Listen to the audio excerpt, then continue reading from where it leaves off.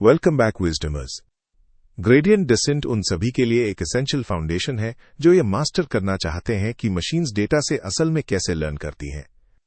अब मैं रेकमेंड करूंगा कि आप वीडियो के अंत तक हमारे साथ बने रहें, क्योंकि हम कई ऐसे हाई वैल्यू कॉन्सेप्ट्स को कवर करेंगे जो थियरी और प्रैक्टिस के बीच के गैप को कम करते हैं। इस वीडियो के अंत तक आपको इस पावरफुल एल्गोरिदम के पीछे के मैकेनिक्स की एक क्लियर और इंट्यूटिव अंडरस्टैंडिंग मिल जाएगी। इस फंक्शन को देखिए, y equals x minus 1 squared. हमारा ऑब्जेक्टिव बहुत सिंपल है, x की वो वैल्यू पता करना जिससे y की लोएस्ट पॉसिबल वैल्यू मिल सके। अब इस एल्गोरिदम को शुरू करने के लिए मान लेते हैं हमारा random starting point x equals 5 है। इस पोजीशन पर y अपने मिनिमम से बहुत दूर है। इससे यह साफ हो जाता है कि उस मिन पॉइंट तक पहुंचने के लिए हमें एक सिस्टमैटिक वे की जरूरत है।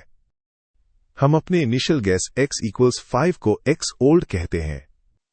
इस स्टार्टिंग पॉइंट से ग्लोबल मिनिमम की तरफ बढ़ने के लिए ग्रेडियंट डिसेंट एक प्रिसाइज मैथमेटिकल अपडेट रूल का उपयोग करता है। ये कॉम्प्यूटेशन हमें अपनी पोजीशन को इटरेटिवली रिफाइन करने में मदद करता है। ग्रेडियंट डिसेंट की फंडामेंटल इक्वेशन इस प्रकार है: x new equals x old minus product of the learning rate और फंक्शन का ग्रेडियंट। हम इस वीडियो के अंत में जनरलाइज्ड फॉर्मूला को समझेंगे। चलिए एक प्रैक्टिकल एग्जाम्पल के जरिए ठीक से विजुलाइज करते हैं कि ग्रेडियंट डिसेंट कैसे मिनिमम को लोकेट करता है। इस डेमोन्स्ट्रेशन के लिए हम अपनी लर्निंग रेट को, जिसे यहां सिंबल ईटा से दिखाया गया है, 0.1 पर सेट करेंगे। याद रखें कि हमारे फंक्शन का डेरिवेटिव है 2 times x minus 1।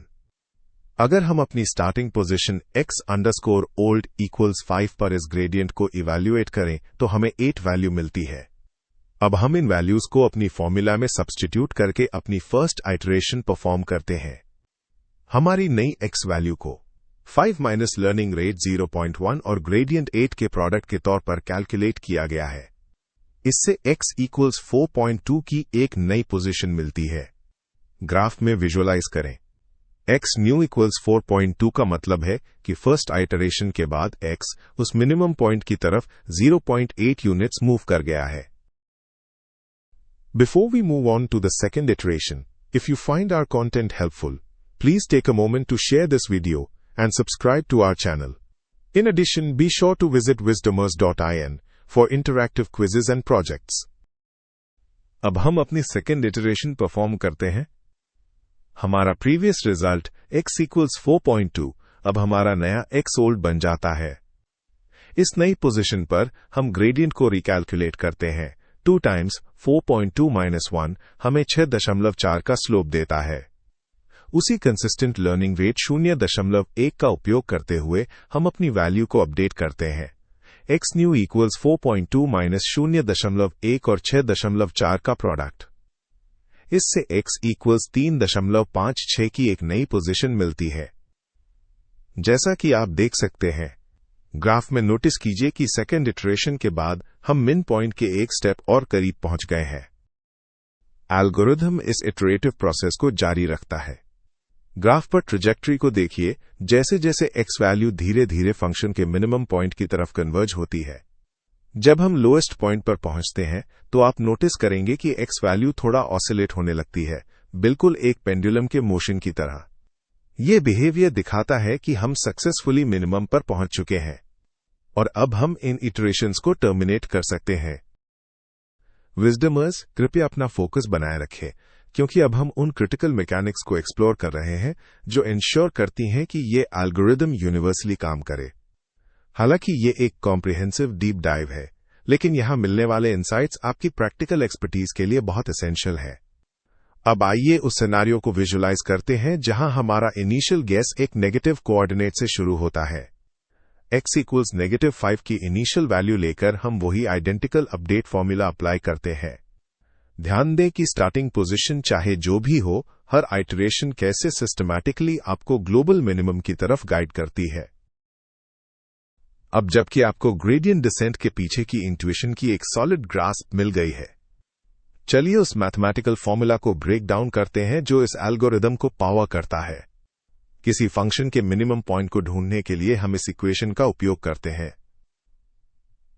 X new equals x old minus एटा टाइम स्लोप। हालांकि इस फॉर्मूला में दो मुख्य कंपोनेंट्स हैं, स्लोप और लर्निंग रेट। एटा पूरे एल्गोरिदम का लॉजिक स्लोप से ही ड्राइव होता है। आइए इस पर फोकस करते हैं कि स्लोप इस इक्वेशन का सबसे क्रिटिकल पार्ट क्यों है। चलिए देखते हैं कि यह फॉर्मूला रियल वर्ल्ड सिनेरियो में कैसे काम करता है। मान लीजिए कि हम ग्राफ पर एक पॉइंट पर हैं जहां x इक्वल्स 5 है और इस पोजीशन पर कैलकुलेटेड स्लोप 8 है। क्योंकि स्लोप पॉजिटिव है, इसका मतलब है कि x बढ़ने के साथ फंक्शन अभी असेंडिंग हो रहा है या ऊपर की ओर जा रहा है। मिनिमम पॉइंट यानी वैल्यू को ढूंढने के लिए हमें लॉजिकली ऑपोजिट डायरेक्शन में जाना होगा, यानी x की छोटी वैल्यू की तरफ पीछे मुड़ना होगा। यहीं पर हमारे अपडेट रूल का सब्ट्रैक्शन बहुत क्रिटिकल हो जाता है। चलिए एक बार फिर इक्वेशन को देखते हैं। एक्स न्यू बराबर है एक्स ओल्ड माइनस क्वांटिटी एटा टाइम्स स्लोप। जब हम अपने पॉजिटिव स्लोप को प्लग इन करते हैं जहां एक्स ओल्ड इक्वल्स 5 और स्लोप इक्वल्स 8 है, तो फॉर्मूला कुछ ऐसा हो जाता है।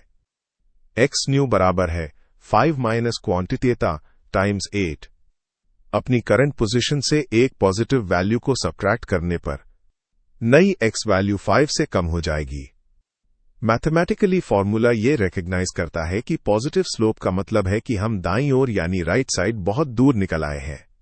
स्लोप को सब्ट्रैक्ट करके एल्गोरिदम अपने आप एक्स वैल्यू को बाईं ओर यानी लेफ्ट साइड पुश कर देता है, जिससे हम कर्व के नीचे और मिनिमम पॉइंट के और करीब पहुंच जाते हैं।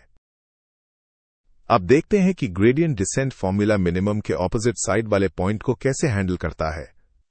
मान लीजिए कि हम ग्राफ पर एक पॉइंट पर हैं जहां x इक्वल्स -5 है और इस पोजीशन पर कैलकुलेटेड स्लोप -12 है। एक नेगेटिव स्लोप का मतलब है कि x बढ़ने के साथ फंक्शन अभी डिसेंडिंग हो रहा है। कर्व के इस हिस्से में मिनिमम पॉइंट हमारी करंट पोजीशन के दाईं ओर यानी राइट साइड में है। इसलिए वैली के बॉटम तक पहुंचने के लिए हमें पॉजिटिव डायरेक्शन में जाना होगा, यानी अपनी x वैल्यू को बढ़ाना होगा। आइए देखते हैं कि ग्रेडियंट डिसेंट फॉर्मूला मैथमेटिकली कैसे इंश्योर करता है कि हम सही डायरेक्शन में जाएं। एक्स न्यू बराबर है x old minus eta times slope के। जब हम अपनी वैल्यू सब्स्टिट्यूट करते हैं, एक्स ओल्ड -5 है और स्लोप -12 है, तो इक्वेशन बनती है एक्स न्यू बराबर है -5 माइनस क्वांटिटी ईटा टाइम्स -12। यह एल्गोरिदम लॉजिक में एक बहुत क्रिटिकल मोमेंट है। मैथमेटिक्स में एक नेगेटिव नंबर को सब्ट्रैक्ट करने का परिणाम एडिशन होता है। नतीजतन फॉर्मूला सिंप्लीफाई होकर कुछ ऐसा हो जाता है। एक्स न्यू बराबर है -5 प्लस क्वांटिटी ईटा टाइम्स 12। क्योंकि अब हम अपने स्टार्टिंग पॉइंट में एक वैल्यू जोड़ रहे हैं, इसलिए नई एक्स वैल्यू -5 से बड़ी होगी। नेगेटिव स्लोप के सब्ट्रैक्शन को एडिशन में बदलकर फॉर्मूला अपने आप ये रियलाइज कर लेता है कि हम मिनिमम के बाईं ओर यानी लेफ्ट साइड में हैं और एक्स वैल्यू को दाईं ओर धकेल देता है। ये वीडियो थोड़ा लंबा है, लेकिन अभी हमें लर्निंग रेट को कवर करना है। Stay focused wisdomers. जहां स्लोप हमारे स्टेप की डायरेक्शन तय करता है, वहीं लर्निंग रेट उस स्टेप का साइज तय करती है। इसे एक एग्जाम्पल से समझते हैं।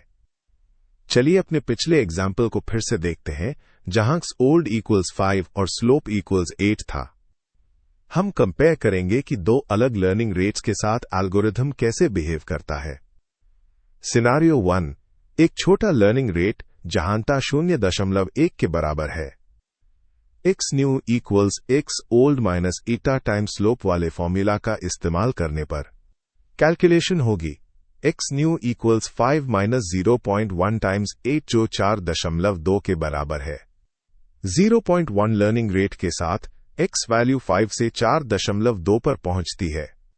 ग्राफ में इस जंप को देखिए, ये एक छोटा जंप है। सिनारियो 2, एक थोड़ा बड़ा लर्निंग रेट जहां ईटा 0.2 के बराबर है। अब बढ़े हुए रेट को देखते हैं।